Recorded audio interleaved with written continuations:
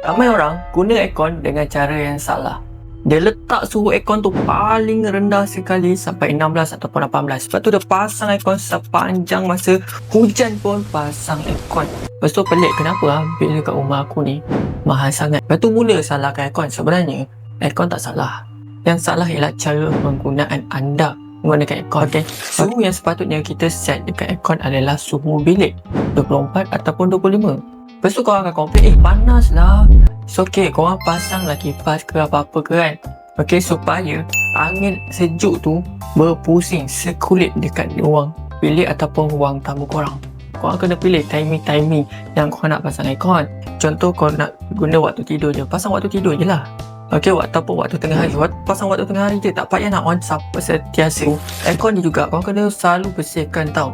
Dia punya filter tu 2 ataupun 4 minggu korang kena bersihkan. Okay, kalau korang malas nak bersihkan dia punya filter, try pakai aircon Coway. Sebab aircon Coway dia self cleaning dia punya filter. Kau tak payah pening-pening nak kena bersihkan. Dan setiap 6 bulan technician akan bersihkan kau punya aircon, akan servis kau punya aircon. Okay, kalau korang masih belum ada lagi aircon, kau nak servis aircon Coway, komen nak, aku akan DM korang. Dan kalau kau suka video sharing macam ni, boleh follow untuk video yang seterusnya.